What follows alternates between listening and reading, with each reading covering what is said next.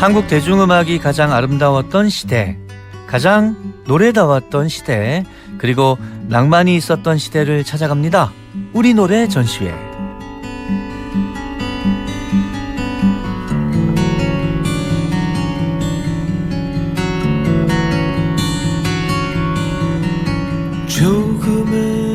우리 노래 전시회, 오늘도 전시회 큐레이터이자 싱어송라이터 김활성 씨 나와주셨습니다. 어서 오십시오. 안녕하세요, 한철 씨. 벚꽃이 여기저기 활짝활짝 폈는데 꽃놀이 좀 하셨나요? 못했습니다. 왜 못하셨어요? 바쁘셨어요? 안 바빴는데요. 네. 이제 지나가면서는 많이 보았는데 작정하고 가지는 못했어요. 그러셨군요. 자, 오늘은 어떤 노래들 들어볼지 첫 곡부터 소개 부탁해 보겠습니다. 네. 오늘 첫 번째 소개해드릴 노래는 김현식 4집 앨범에 담긴 노래들 중에서 한 곡을 골라보았는데요. 오, 김현식 4집. 정말 노래 잘하는 가수 김현식 씨. 노래를 가장 잘 불렀던 시기를 대중음악 팬들이 이때라고 딱 꼬집더라고요. 맞아요. 네, 3집, 4집 그때가 네. 5집부터 좀 몸이 사실 많이 안 좋아지셨었기 때문에 그 김현식의 뭐 미성이 남아 있었던 시절이다 그런 얘기를 좀 하더라고요. 예. 많이 아프시기도 사실 했고 그냥 음악가로서의 삶도 사실 굉장히 강렬하고 극적이었던 삶을 살았던 뮤지션이었잖아요. 그랬죠. 김현식 씨가 1980년 정도에 데뷔한 것으로 알려져 있는데 사실상 대중들에게 알려진 것은 2집 앨범인가요? 84년에 발매된 그 2집 앨범 이후라고 할 수 있습니다. 맞습니다. 네. 그 2집 앨범에 수록된 사랑했어요가 대중적으로 히트하면서 간간히 TV 프로그램의 모습도 보이고 또 개인 콘서트도 하고 그랬었죠. 맞아요. 그렇죠. 물론 그 전에 밴드 돌개바람 뭐 이런 리드 보컬로서 당시 그 클럽들 나이트 클럽이라고 했었죠. 예. 네, 그런 곳에서는 정말 뭐 황태자라고 불렸다고 할 정도로 굉장히 유명했었다고 하잖아요. 네. 사실 따지고 보면 70년대, 80년대 한국 프로 뮤지션들한테는 진짜 필드는 우리가 소위 밤무대라고 했었던 그 야간읍소, 나이트클럽 그쪽이었다고 해도 틀린 말이 아니더라고요. 예, 그랬던 것 같아요. 하여간 김현식 씨는 말씀하셨던 것처럼 80년대 중반 이후에 TV에서 노래하는 모습을 종종 보여주기도 했지만 그런 공영방송에 지속적으로 출연하기가 좀 더 어려운 상황이 한동안 이어지기도 했었고 예. 그런데 김현식 씨가 지병으로 그 세상을 떠난 해가 1990년이었으니까 사실상 현실 대중가수로서의 활동은 길게 보면 한 10년, 예. 또 짧게 보면 한 5, 6년 정도밖에 하지 못하셨던 거긴 합니다. 그러네요. 네, 한 참 아쉽죠. 84년부터 한 5년 정도 보면 되겠네요. 네네. 오늘 들으실 곡은 4집 앨범에서 한 곡 골랐다고 했잖아요. 보통은 이제 제가 라디오 코너를 해보면 4집 앨범의 머릿곡, 타이틀곡을 들려주는 경우가 많은데 네. 김활성 씨는 그러지 않잖아요. 직접 앨범을 다 살펴보시고 이 중에 진짜 의미 있는 곡은 이 노래야 하면서 소개해 주시는데 그래서 기대가 돼요. 어떤 곡일까요? 사실 정말 막 그러려고 그랬던 건 아니지만 그렇게 좀 되어가는 것도 같네요. 네. 예, 4집 앨범에 있는 그 김현식이 부른 노래들의 그 음반 크레딧이죠. 작곡가들을 이렇게 보면 좀 생소한 이름 하나가 있습니다. 오, 생소한 이름의 작곡가. 네. 네, 누굴까요? 윤상이라는 이름이 거기에 실려 있는데요. 지금에 와서는 네. 전혀 생소한 이름이 아니지만 네. 그 당시로 우리가 시계를 돌려가지고 84년으로 가면 윤상? 네. 이럴 거예요. 그죠? 네네. 윤상 씨가 작곡가로서 어떻게 보면 또 우연히 데뷔를 한 건데요. 아, 우연히 데뷔를 네네. 했나요? 1984년에 2집 앨범이 나왔고 지금 소개해드리는 곡은 4집 앨범 곡이에요. 네, 그게 이 4집은 88년이죠. 88년에 나왔잖아요. 맞습니다. 그러면 윤상 씨가 제가 알기로 68년생이니까 이때 나이가 만 20살 정도였겠네요. 근데 윤상 씨가 대학교에 들어가고 난 뒤에 앨범을 내려고 고등학교 때부터 써온 곡들을 정리해서 데모 테이프를 만들어서 주변 친구나 선배들에게 들려주고 그랬다는데 네. 그랬던 좀 같이 놀고 일하고 그랬던 곳이 신촌 쪽이었고 예. 또 봄, 여름, 가을, 겨울에 또 아주 좋은 정말로 좋아하는 앨범들이었다고 하더라고요. 오. 윤상 씨가. 봄, 여름, 가을, 겨울 팬이었군요, 윤상 씨가. 맞습니다. 네. 그러면서 봄, 여름, 가을, 겨울하고 또 연결되어 있는 여러 뮤지션하고도 알게 되고 그랬었는데 그래서 그 테이프를 그런 장소였죠. 신촌에서 김현식 씨가 어떻게 듣게 됐고 예. 또 그러면서 그중에 한 곡을 자기 앨범에 싣고 싶다고 그랬나 봐요. 그 곡이 바로 윤상 씨가 고등학교 2학년 때 썼다고 전해지는 여름밤의 꿈이라는 작품입니다. 네. 어떻게 보면 작곡가 윤상 혹은 가수 윤상 그 뮤지션 프로필 맨 첫 번째 줄에 들어갈 내용이겠네요. 김현식 4집 여름밤의 꿈 작곡 이렇게요. 맞습니다. 예. 사실상 뭐 무명 가수들이 그렇듯이 고등학교 때 친구들과 또 결성했었던 페이퍼모드라는 밴드가 있었는데 예. 나중에 또 다시 페이퍼모드라는 이름의 밴드를 만들기도 하죠. 그렇죠. 네, 아마 그 밴드 이름이 첫 번째 줄에 들어갈 수도 있겠지만 하여튼 공식적으로는 김현식 4집 앨범에 실린 그 여름밤의 꿈의 작사가 작곡가로서의 데뷔가 첫 번째 활동이라고 할 수 있겠네요. 네. 지금 시점에서 보면 아유 당연히 윤상 씨 노래가 좋으니까 앨범에 수록되었겠지라고 생각할 수 있겠지만 그 시절에 김현식 씨 입장에 되어서 한번 생각해 보면 필드에서 검증된 작곡가도 아니고 그렇죠. 또 게다가 이제 고등학교 막 졸업한 그런 누군가의 데모 테이프를 우연히 듣고 그 노래를 자신의 앨범에 넣기로 했다는 것. 어떻게 보면 김현식 씨도 정말 순수하게 음악에 집중했었던 뮤지션인 것 같아요. 네. 오, 좋습니다. 한번 들어볼까요? 네.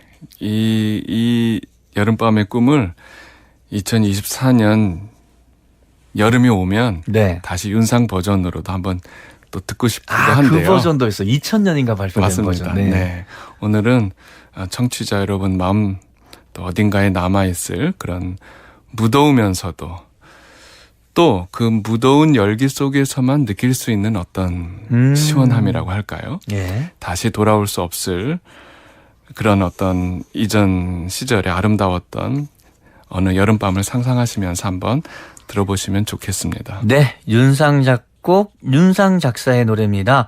저는 이 노래 들으면서 참 김현식 씨가 널리 알려져 있는 그 특유의 야성미 넘치는 목소리, 보컬 톤이 있는데 이 곡에서는 참 조신하게 노래하신다라는 맞아요. 생각을 늘 했는데요. 그런 느낌 한번 느껴보셔도 좋을 것 같아요. 여름밤의 꿈입니다.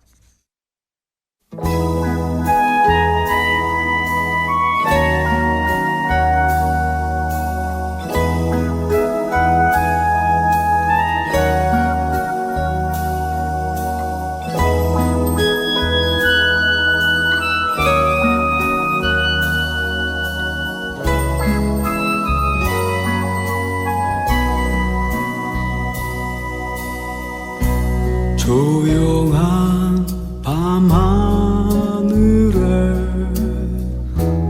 아름다운 별빛이 멀리 있는 창가에도 소리 없이 비추고 한낮의 기억들은 어디론가 사라져 꿈을 꾸는 저 하늘만 바라보고 있어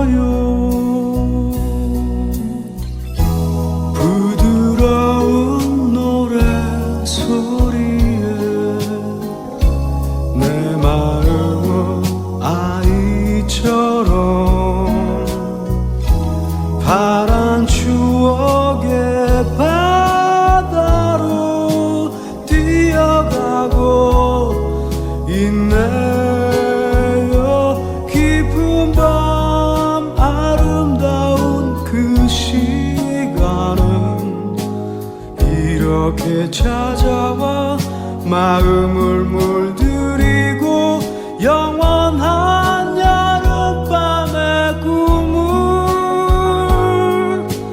기억하고 있어요. 다시 아침이 밝아와도 잊혀지지 않도록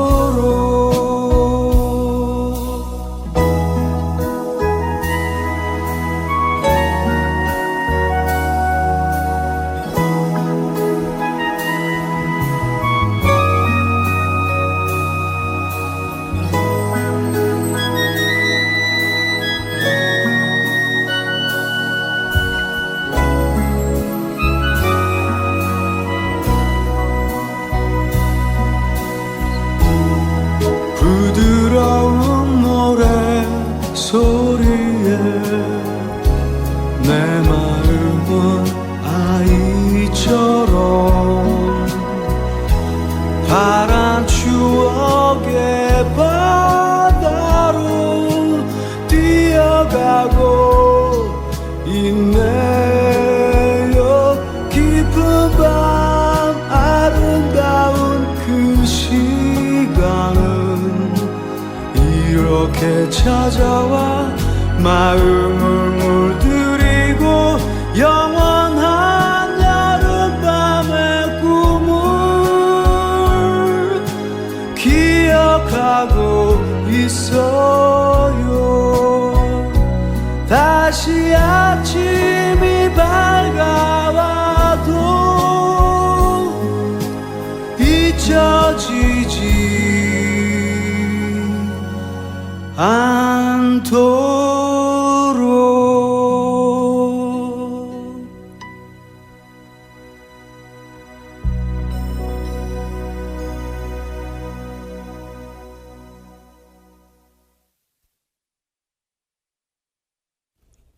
창호이들인 햇살 일요일 아침 2부 코너 우리 노래 전시회 시간 싱어송라이터 김할성 씨와 함께하고 있습니다.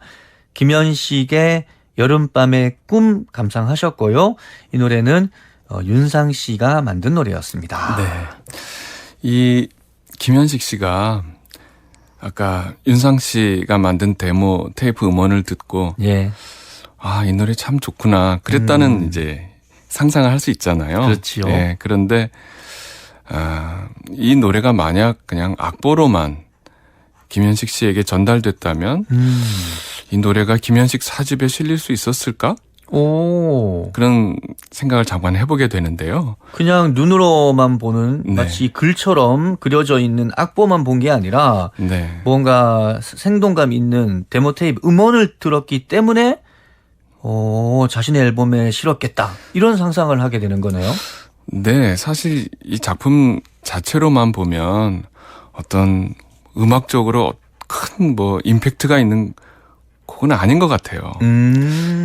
그래서 아까 말씀하셨듯이 이 곡을 김현식 씨가 불렀을 때 그 보컬리스트 김현식의 특장점 같은 아하. 정말 절절하면서도 맞아요. 폭발적인 어떤 샤우팅이나 그거야말로 음표로 표현 안 되는 그 에너지인 것이죠. 거잖아요. 예. 또 이 노래의 이게 원래 선율인지 아니면 김현식의 애드립인지 알 수 없게 만드는 그러면서도 너무 자유롭게 부르는 김현식만의 그러한 느낌 같은 것들이 이 작품이 김현식의 그런 것들을 살려주는 작품은 아니잖아요. 맞아요, 맞아요. 예. 듣기에 따라서는 김현식이 이렇게 얌전하게 부르는 걸까? 왜 그러는 걸까? 조심스럽게 부르네? 이런 느낌 가지신 분들 예. 있으실 거예요, 저처럼. 예, 저는 그거를 저도 이걸 준비하면서 그 데모 테이프 속에서 들은 윤상의 목소리를 한번 제가 상상을 해봤어요.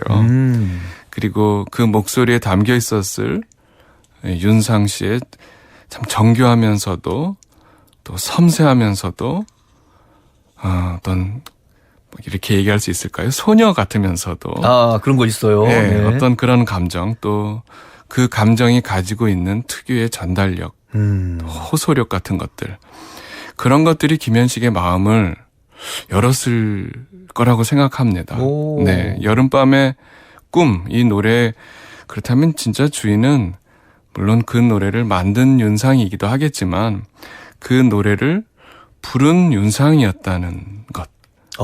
그래서 당대 거장 또 보컬이었던 김현식도 결국은 그 20살 남짓 혹은 20살이 채 되기 전에 만들었을 그 윤상의 데모 테이프 속에 담겨 있는 그 떨리는 뭐 노래 부름이라고 할까요? 예. 그런 것에 감동했지 않았을까? 오. 그런 생각을 일리가 있네요. 예, 한번 해봤어요.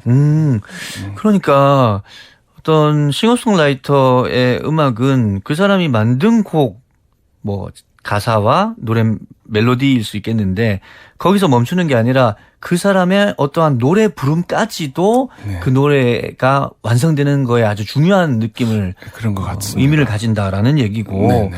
김현식 씨가 당대 최고의 보컬리스트이지만 그 노래 부름에 스며들어서 윤상의 느낌을 내고자 했던 거네요. 그렇지 않았을까? 야. 근데 그때 그 데모 테이프 속 윤상 씨의 목소리는 어땠을까 이렇게 추측하게 되는데 그거를 우리가 감상해 볼 수 있는 방법이 있습니다. 아까도 말씀해 주셨는데 윤상 씨가 자신의 앨범을 통해서 이 노래를 발표했잖아요. 그죠? 맞습니다.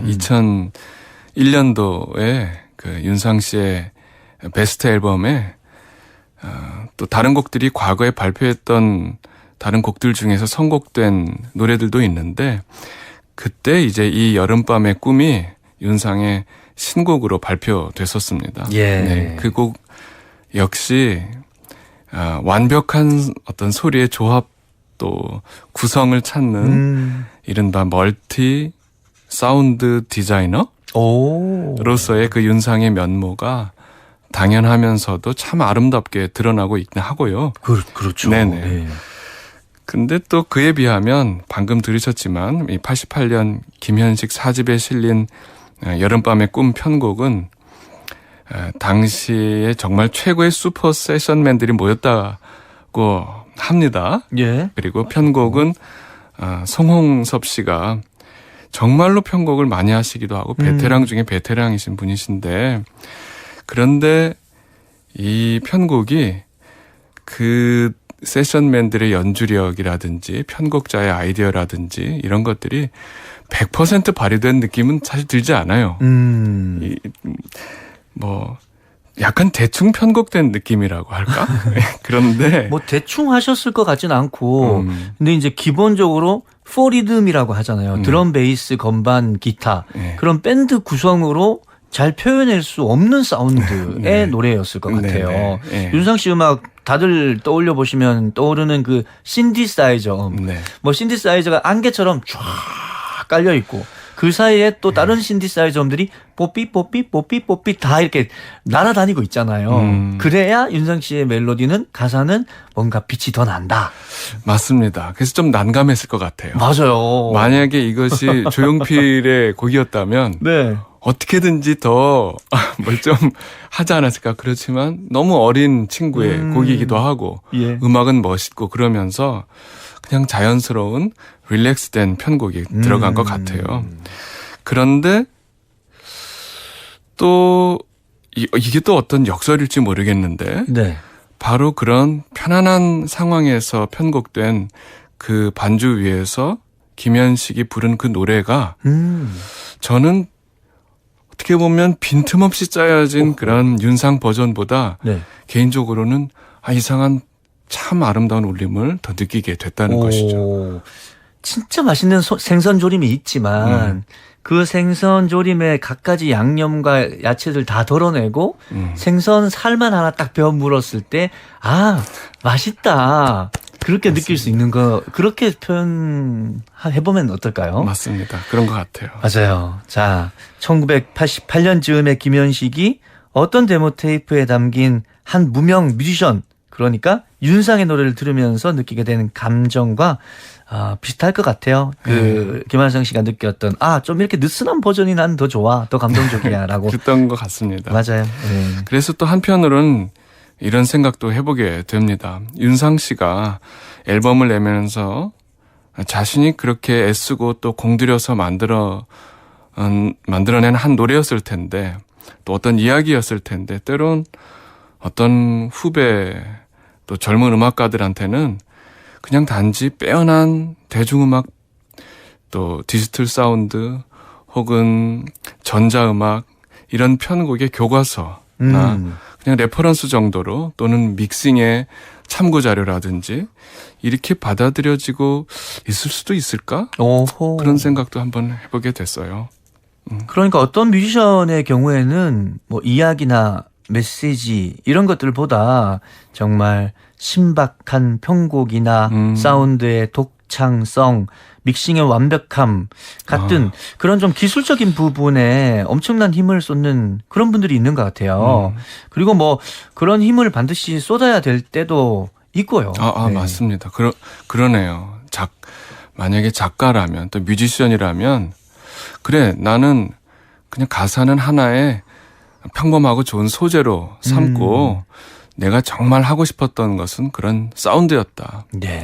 그럴 수 있겠네요. 생각해보면 또 좋은 뮤지션은 그런 음악 또 음향적 맞고 틀림의 그런 문제에 예민함을 넘어서 또 때로는 아주 무한한 엄격함을 가져야 될 때도 있는 것 같아요. 네. 네. 정리하자면 윤상 씨의 음악 작업은 어쨌건 지금도 정말 많은 뮤지션들의 이야기거리이자 관심거리인 것은 분명한 것 같습니다. 자, 이제 두 번째 곡으로 넘어가 볼까요? 두 번째 곡은 김민우 씨가 부른 이병열차 안에서라는 곡입니다. 저 감 잡았어요. 오늘 윤상 스페셜이군요. 이병열차 안에서 이 노래도 윤상 씨의 곡이잖아요. 예, 맞습니다. 작곡 또 편곡을 윤상 씨가 하셨는데요. 작사는 다만 이제 박주현 씨라고 오, 최고의 작사가시죠. 예. 박주현 씨 너무 잘 알고 또 80년대, 90년대 히트곡들 중에서 박주현 씨가 쓴 가사의 노래들이 진짜 많습니다. 예. 또 박주현 씨는 우리 노래 전시회 1집에 그댄 왠지 달라요 라는 노래를 부르기도 했었는데요. 그 당시 90년대 그 전성기 시절처럼은 아니겠지만 2000년대 이후로 또 거의 최근까지도 작사가로서 또 꾸준히 활동하고 있으시고요.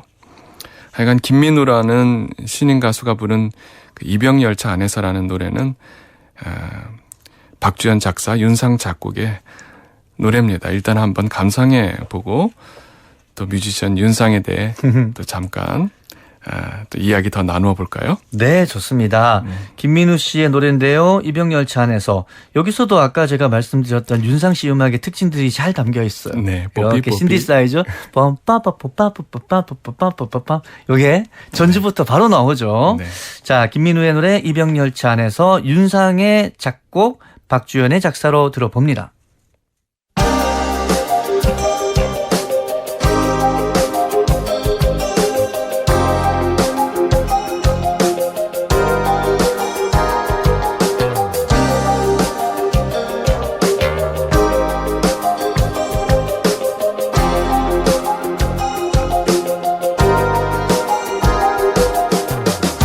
어색해진 짧은 머리를 보여주기 싫었어.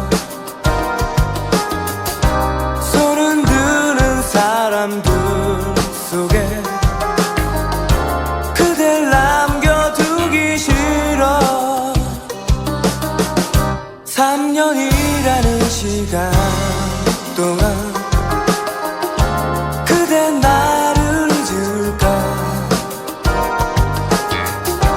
기다리지 말라고 한 건 미안했기 때문이야. 그곳에 생활들이 낯설고 힘들어. 그대를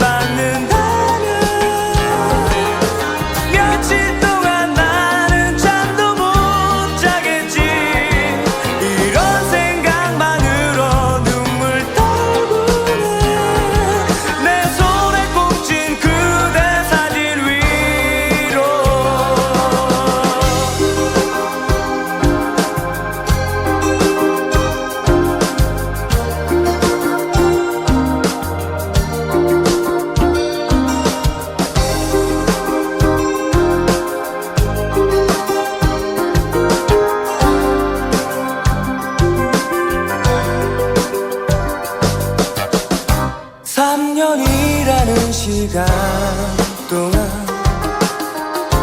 그댄 나를 잊을까 기다리지 말라고 한 건 미안했기 때문이야 그곳에 생활들이 낯설고 힘들어 그대를 그리워하기 전에 잠들지도 모르지만 어느 날 그대 편지를 받는다면 며칠 동안 나는 잠도 못 자겠지 이런 생각만으로 눈물 떨구네 내 손에 꼭 쥔 그대 사진 위로 이런 생각만으로 눈물 떨구네 내 손에 꼭 쥔 그대 사진 위로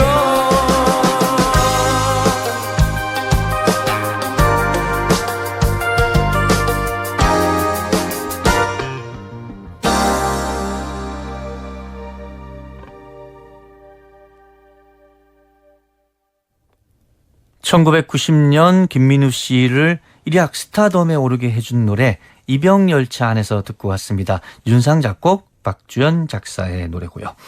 근데 이 노래는 사실 군대 가는 남자의 심정 그런 차원에서 많이 듣고 부르고 울먹이고 했던 일종의 시즌송인데요. 네. 근데 오늘 윤상 씨의 음악 얘기를 하다가 들으니까 뭔가 좀 더 새롭게 들리네요. 네. 윤상 씨는 뭐 누가 뭐래도 싱어송라이터라고 할 수 있죠. 그렇죠. 그런데 싱어송라이터에 대한 저는 편견 중에 이런 게 있다고 봅니다. 예. 말하자면 싱어송라이터는 자기 생각이나 자신의 내면을 자신이 쓰는 노래를 통해 솔직하게 표현한다. 즉 노래의 동기나 소재를 자기의 실제적인 경험이나 어떤 생생한 감정 등등에서 찾는다는 것이죠. 뭐 그런 경우도 있겠지만 아닌 경우도 있잖아요. 그렇죠. 뭐 어떻게 보면 싱어송라이터들을 향한 일종의 편견일 수도 있겠네요. 네. 그렇지만 그것은 적절한 편견이라고 또 할 수 있을 것 같아요. 예. 네. 그러한 또 편견을 받는 싱어송라이터들 중에서는 또 많은 경우에 자기가 속한 사회나 혹은 뭐 세계를 조금은 비판적인 시각으로 바라본다든지 또 그런 세상을 향해 뭔가 뭐 의미 있는 그런 음악적 메시지를 던진다든지 또 자기가 중요하다고 생각하는 어떤 사회적 이슈에 여러 모양으로 참여한다든지 하는 뭐 그런 식을 통해서 뭐랄까요? 그건 두 번째 편견? 이렇게 표현해 볼까요? 네, 그럴 수 있을 것 같습니다. 적절한 두 번째 편견이라고도 네. 할 수 있을 것 같은데요. 싱어송라이터에 대한 그런 사회적 인식이 강화됐었던 그런 시기들이 대중음악사를 돌아보면 있었죠. 네. 그런 뭐 이야기는 나중에 기회가 되면 또 다른 음악가들의 작품 전시회에서 이야기해 볼 수 있을지 모르겠습니다. 네. 오늘은 예. 윤상 스페셜. 네, 맞습니다. 네, 다시 되돌아와 볼게요. 네. 그래서 윤상은 그런 뭐 편견, 그것이 아무리 어떤 맥락에서 적절하다 하더라도 그러한 편견은 결국은 편견이라고 생각합니다. 그러니까 편견일 수 있지만 적절하지 않느냐 이것이 아니고 적절할 수 있지만 결국은 편견이다. 이게 맞는 것 같고요. 예. 싱어송라이터라면 이래야 한다. 이럴 것이다. 뭐 그러지 않고서 그걸 당신은 싱어송라이터라고 할 수 있겠느냐. 그런 편견들 속에서라면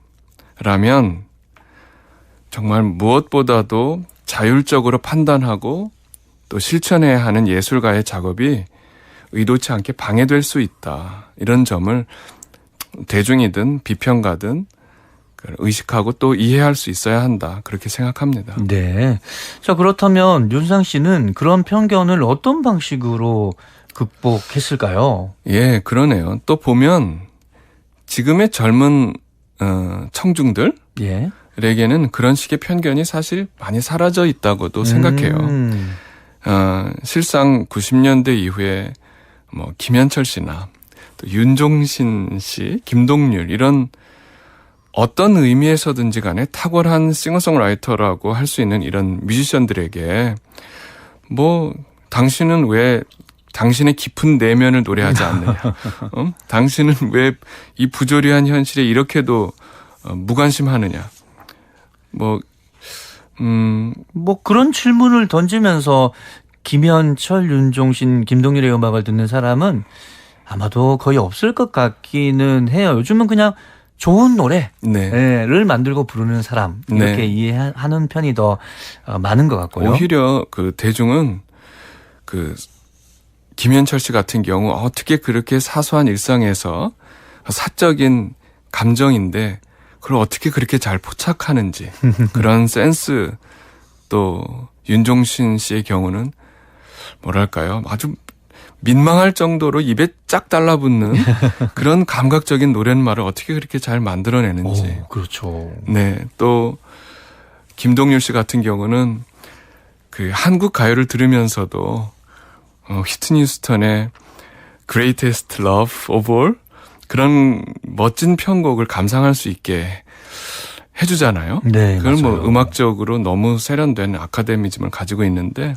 대중은 그런 것들을 통틀어서 노래가 좋고 나한테 내 귀에 싹 맞으면 그거에 몰입하고 또 거기에 음악적 가치를 두는 것 같아요. 네, 맞아요. 네. 그리고 대부분의 싱어송라이터들이 작곡을 먼저 하고 그다음에 가사를 쓰는 경우가 많은데 본인이 만든 멜로디나 편곡의 그 그릇에다가 너무 깊은 내면을 담는다던가 사회 부조리 같은 걸 이야기하기에는 이미 만들어 놓은 멜로디나 편곡이 좀 어울리지 않아서일 수도 있을 것 같아요. 자, 그렇다면 윤상 씨의 작품은 대중들로 하여금 어떤 것에 몰입하게 만든다고 할 수 있을까요? 일단은 그 새로운 사운드라고 할 수 있겠죠. 야, 예, 맞아요. 새로운 사운드라고는 할 수 있을 것 같습니다. 예를 들어 조용필 씨가 80년대 독야 청청, 북불 장군처럼 네. 사운드 실험들을 하셨지만 그렇죠. 아직 보편화되기 어려운 그 시절에 윤상 씨가 만들어 놓고 또 펼쳐놓는 그런 사운드가 첫 번째라고 생각은 합니다. 그리고 이어서 이런 말씀 드리고 싶어요. 네. 저는 우선 요새는 K-팝이라고 하지만요. 그렇죠. 한국 대중가요를 정말 대중적으로 작곡가적으로 또 음악가적 마인드로 접근하고 또 만들고 싶어하는 그런 젊은 음악 학도들이라고 할까요? 네. 그런 분들은 윤상의 작품들을 정말 선율, 화성, 리듬 이런 각각의 측면에서 한번 진지하게 공부해보라고 권하고 싶습니다. 예. 그게 뭐 윤상의 음악 세계를 공부하라 이런 뜻이라기보다는 음악이라는 또 소리라는 보편적인 어떤 예술 매체를 대중음악가로서 윤상 자신이 만들어내고자 하는 음악에 얼마나 치밀하고 또 과민하게 적용했는지 그런 걸 한번 느껴봤으면 한다는 뜻입니다. 치밀하고 과민하게 네. 밑줄함 긋고요. 윤상 씨가 앨범 작업하는 과정에서 정말 본인 스스로에게 엄청난 스트레스를 주는 것으로도 유명하다고 하더라고요. 예, 맞아요. 저도 그런 얘기를 들었는데 그 종류와 모양만 다를 뿐 사실은 자신의 세계에서 어떤 의미 있는 성장이나 또 작은 성취를 경험하고자 했을 때 예. 좀 과장하자면 그런 극한의 스트레스는 삶의 어느 시절에서든 반드시 한 번은 겪고 또 느껴야만 하는 그런 거가 아닐까 생각합니다. 그리고 또 그걸 극한의 스트레스라고 표현했을 뿐이지 실은 좋은 예술가를 꿈꾸는 이들에게는 저는 일종의 통과 의례라고 생각합니다. 네. 네. 그런 과정을 통해서 음악적으로 성장하게 되는 거죠. 네, 그런 것 같아요. 자, 오늘 우리 노래 전시의 끝곡은 어떤 노래일까요? 네, 1990년 윤상이 나타났습니다. 네. 본인의 이름이 딱 쓰여져 있는 앨범을 들고 나타났죠. 네, 윤상의 데뷔 앨범에 실린 이별의 그늘입니다. 예, 이 곡 여기에는 정말 새로운 사운드와 가장 오래된 사운드들이 함께 어울려 있는 아주 멋진 곡인데요. 이 곡이 수록된 앨범을 통해서 지금은 그래도 비교적 많이 알려진 용어긴 하지만 신스팝이라고 하는 음악 장르가 한국에 부드럽게 착륙했을 뿐 아니라 예. 또 윤상은 좁은 의미의 또 좀 날카로운 의미의 80년대적 싱어송라이터를 넘어서 한국 대중음악의 새로운 방향까지를 제시하게 되는 젊은 뮤지션이 되죠. 맞아요. 예, 지금은 뭐 거장의 초입에 들어선 아티스트이시고요. 부드러우면서도 정말 꼬장꼬장한 아티스트로서 많은 분들의 사랑을 받고 계시더라고요. 맞습니다. 1990년에 발표된 노래인데 이때로 되돌아가 보면 그 시절에 이 마이너 발라드, 단조 발라드들은 약간의 그 트로트적인 멜로디 라인을 피해갈 수가 없었어요. 그래서 더 통속적으로 느껴지는 경우가 많았었는데 윤상 씨의 이 이별의 그늘을 통해서 단조 발라드도 이렇게 세련될 수 있구나. 그런 거를 알게 되었고 또 그러면서 그 이후에 나온 이 발라드 곡들이 점점 세련된 방향으로 나아가는데 큰 역할을 했던 것 같습니다. 자, 윤상의 이별의 그늘 마지막 곡으로 들려드리면서 이번 주 우리 노래 전시회 여기서 인사드려야겠습니다. 오늘도 큐레이터로 함께해 주신 싱어송라이터 김알성 씨 고맙습니다. 고맙습니다.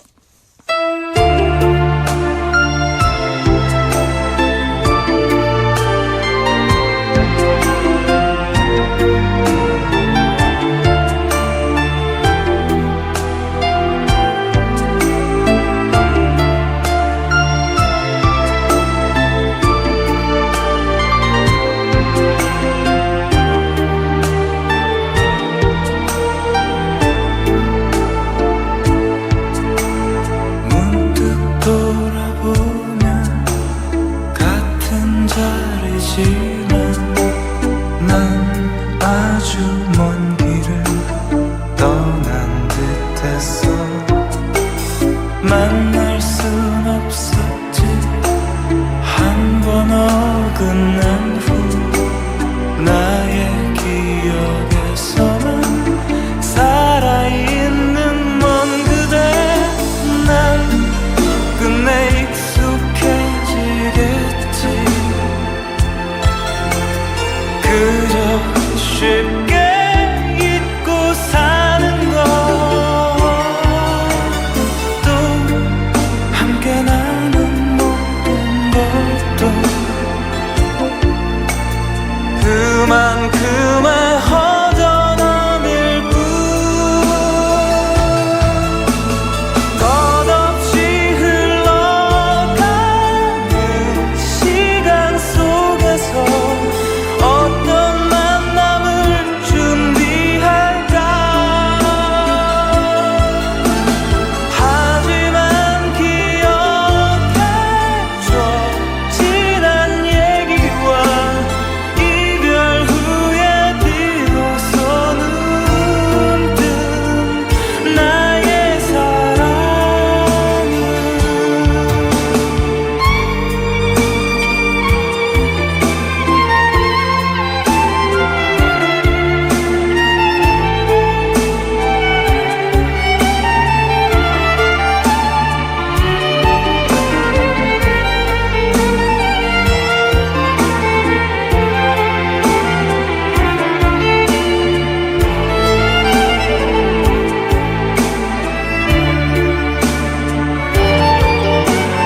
난 끝내 익숙해지겠지. 그저 쉽게 잊고 사는 것. 함께 나눈 모든 것도 그만큼